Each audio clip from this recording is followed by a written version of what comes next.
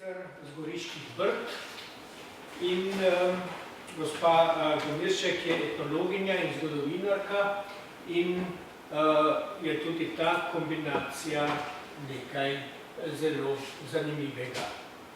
Torej, predlagam, da nadaljujemo s tem drugim predavanjem in lahko si pa vmes tudi že pripravite vprašanje na prvo predavanje.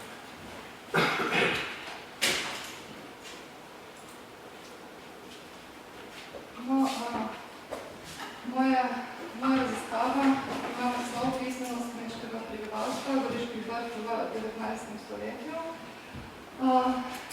Kaj je namen? Namen te raziskave je pogledati dve mikroobmočji še znotraj Goriških Brd. Zbrala sem si dve območji, seveda tudi namenoma, in sicer območje, ki je na severozahodu, ki je bolj gorato, kjer je prevladoval v preteklosti gozd, grmičevje, je bilo manj kmetijskih površin, prehodno, seveda v nekem bolj zahodnem območju in seveda drugo območje na jugu, ki je ležalo ob poimenovani trgovski cesti, ki je povezovala mesto Gorica z mesto Krmin in tudi opazovati razlike med posameznimi območji in seveda še z drugim namenom, namreč v kraju Kojsko je bila ustanovljena prva osnovna šola v Vrdih, in sicer že v prvi polovici 19. stoletja, medtem ko je bila v vasi Požgana, ki je zajemala to faro Požgana, ustanovljena šola šele v drugi polovici 19. stoletja, seveda opazovati, kakšna je razlika v stopnji pismenosti med posameznimi območji pred uvedbo šole in v samem teku uvedbe šole. Za raziskavo sem si pa kot osnovni vir izbrala pismenost Botrov v krstnih knjigah obeh župnij. Razlika je seveda prva svetovna vojna naredila svoje, zato imamo za župnijo Kojsko žal samo eno krstno knjigo, ki pokriva prvo obdobje prve polovice 19. stoletja, se pravi med 1824 in 1853, dočim imamo za župnijo Kojsko krstne knjige za celotno obdobje, tako da lahko opazujemo razlike od začetka do konca obravnavanega stoletja. Hkrati pa nas zanima tudi seveda, kaj je pomenilo znanje pisanja in branja v obdobju pred uvedbo osnovnih šol, se pravi, takrat, ko je bilo to znanje pisanja in branja na nek način na plečih posamezne družine, je šlo za odločitev družine, ali bo šolala svojega otroka, zakaj ga je šolala in seveda, kaj to pomeni v okviru posamezne vaške skupnosti. No in če prejdemo še na posamezne razlike, kot sem rekla, Kojsko je tak večji kraj, na jugovzhodnem delu Brd, prehoden, skozi gre trgovska cesta. Imamo več tudi različnih poklicov, če pogledamo pa samo lastniško strukturo kmečkega prebivalstva, lahko vidimo, da je bilo en tak manjši delež družin, ki so imele v lasti kmetije, ki so obdelovali, potem dobra polovica in še več družin, ki niso imeli dovolj svojega zemljišča in so imeli tudi del zakupu, ter dobra tretjina družin, ki so imele vsa zemljišča in tudi hišo v zakupu. Prav zaradi razdrobljene zemljiško-posestne strukture so si potem tudi sami prebivalci dopolnjevali dohodek, gospodinjstva si dopolnjuje dohodek, zato se v kraju Kojsko razvija tudi veliko sekundarnih dejavnosti, sicer na sami poklicni strukturi staršev je to manj vidno, zato ker so se ljudje tudi ukvarjali s prekupčevanjem, s potapljanjem in tako dalje. Vidimo pa vseeno, da je ta struktura nekako ena taka dosti bolj pisana. V Kojskom je pa tudi v prvi polovici 19. stoletja sedež krajevnega sodišča, tako da imamo tudi nekaj nekmečkih poklicev oziroma uradnikov na sodišču. Za razliko od župnije Požgana, tukaj je zemljiško-posestna struktura sicer še ne analizirana, vendar elaborati franciskega katastra zapišajo, da gre to za izključno družine, ki so imeli vse zemljišče v zakupu, v glavnem pretežno so to zakupniki, se pravi manjše kmetje in imamo zelo malo samostojnih trdnih kmetov, se pravi kmetov, ki imajo večja posestva in seveda, ki ne plačujejo zakupnine. Če gremo že naprej na poklicno strukturo botrov, vidimo lahko seveda, kot je znano, družine so si pri krstu z sistemom botrstva utrjevale svoje prijateljska sorodstvena razmerja in zato so botre izbirali s posebno pozornostjo, zlasti je bilo pomembno za otroka, da je botra, ki bi mu v bodočnosti seveda zagotavljal potrebno pomoč, mu varoval po možnosti seveda, če bi šlo za potem morda za siroto, izbira botrov ni bila naključna. Poskušali so v sfero botrstva pritegniti pomembnejše sorodnike, prijatelje, pomembnejše člane vaške skupnosti. Že zlasti posebne pozornosti so bili namenjeni seveda sorodniki brez potomcev, ker se je bilo možnost seveda dedovanja, potem tudi duhovniki, ki so lahko imeli neko premoženje. Se pravi, primerjava poklicne strukture staršev in botrov nam pove, da so bili botri v primerjavi starši bistveno analiziramo podpise botrov v matičnih knjigah, je potrebna pozornost in seveda vemo, da gre za vzorec, ki ne povsem odraža dejansko stanje, saj so botri ponovadi bili nekako seveda bolj premožni, seveda tudi s tem povezana analizirana stopnja pismenosti nekoliko višja, kot bi bila seveda od dejanskega stanja.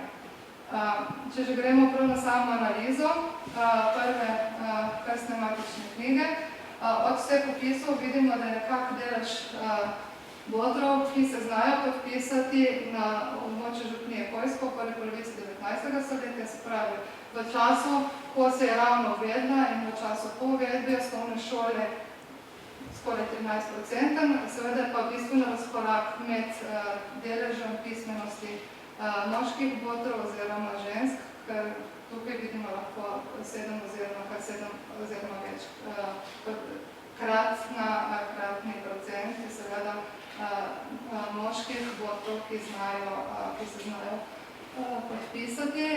In če pogledamo seveda, kakšnih teh nekaj najpogosteje podpisanih oziroma najpogosteje oseb, ki so bile povabljene za botrove, lahko vidimo seveda, kot sem že rekla, da gre to za te ugledne člane skupnosti, za uslužbence na sodišču, se pravi za tisto najvišjo socialno in družbeno plast, ki je na sami vasi. Enako je seveda tudi z ženskami, ki se podpišejo, gre seveda za najpremožnejše družine, ki so bodisi z območja, bodisi so sorodstveno povezane z krščenci. Če pogledamo seveda knjig Matico v Kožgani, za prvo obdobje lahko vidimo, da je ta poklicna struktura oziroma struktura prebivalstva zelo homogena, se pravi, kot sem rekla, večinoma gre za kmete, kot definirajo takrat zakupnike. Gre pa to, seveda, ko sem pozabila na začetku vodno povedati, gre za mejno območje. Do propada Beneške republike 1797 je to župnijo delila tudi meja med Goriško grofijo in, kot sem rekla, Beneško republiko in temu gre seveda tudi ta poklic mejnega stražnika, ki je bil tudi boter. Zanimivo je pa to, da podpisan v tem obdobju ni noben boter oziroma botra. Poklic oziroma tekom 19. stoletja, že tekom prve polovice, se ta struktura začne nekako spreminjati.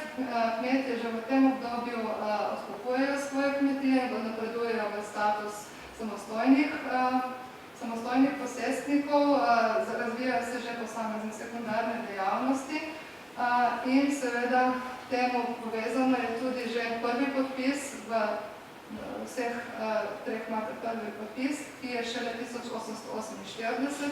Gre za posestnika Jožefa Kamušiča, ki je bil kar nekajkrat boter in seveda kot drugi podpis 1849, kot rečeno, tukaj še izvedno nobenih podpisov ženskih boter.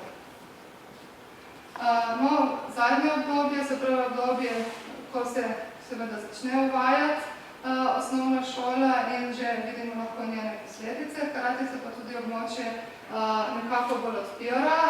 Vidimo lahko tudi višji delež teh botrov, ki izhajajo tudi iz drugih območij, da se v bistvu vidimo že počasen porast pismenosti, se pravi skupni del je 60%.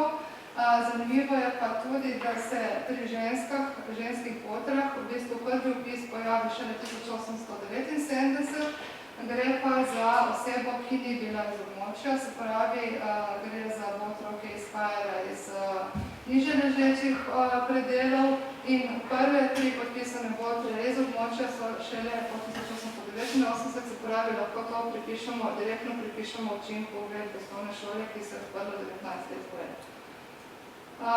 Te pa pomeni za obdobje pred uvedbo rednih osnovnih šol znanje branja in pisanja na kmečkem oziroma v kmečki družbi oziroma podeželski družbi. Šolanje je na plečih posamezne družine. Posamezna družina, ki to zmore in seveda, kjer otroci ne sodelujejo v domači ekonomiji, se pravi, da so nujno potrebni za to, da sodelujejo pri kmečkih opravilih. Šolajo najpremožnejše družine tistega, ki naj bi nasledil kmetijo. Nekmečke družine pa navadno, premožne nekmečke družine, recimo iz območja Kojskega in sosednjih vasi pa izobražujejo tudi vse svoje potomce. Imamo na primer recimo družine grajskega skrbnika, potem vinskega mešetarja, ki zapustijo zelo veliko premoženje in te družine šolajo vse svoje potomce, tudi ženske. Poiščejo si zasebne učitelje za osnovno šolanje, dočim dekleta navadno prepuščajo v šolanju v Šolinkah v Gorici. Pomembno je to, kot sem rekla, da otroci so v kmečkem gospodarstvu delovna sila in dekleta, seveda kot rečeno, smatra se, da dekleta se navadno izučijo vse, kar potrebujejo doma. Kaj pomeni za eno družino seveda šolanje, za osnovno šolanje v smislu začetnih poukov v zasebnih učiteljev.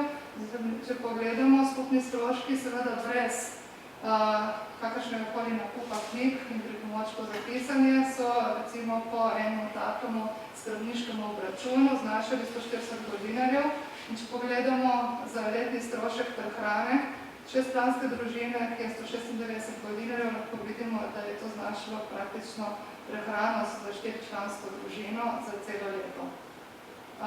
Recimo, nekoliko nižji so stroški šolanja deklet pri Šolinkah, vseeno so pa 121 dinarjev približno znašali za sestro prej prikazanega Franca. In spet, če primerjamo v luči letnih stroškov, recimo prehrane družine oziroma letne plače hlapca oziroma dekle, lahko vidimo, koliko delovne pomoči bi si lahko družina oziroma gospodinstvo zagotovila recimo z enim takim stroškom, ki ga je imela za šolanje enega družinskega člana.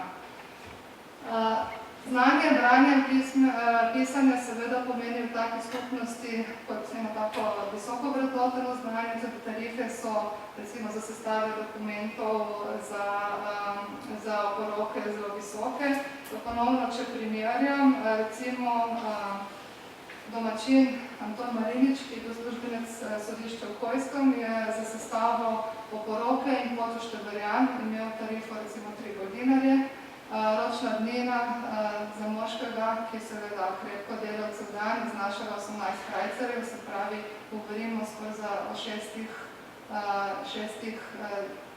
ročnih dnevah za poravnavo recimo takega stroška. In zato so tudi navadni predstavniki skupnosti, se pravi župani, potem njihovi predstavniki, tudi pogosto seveda izbira skupnost take predstavnike.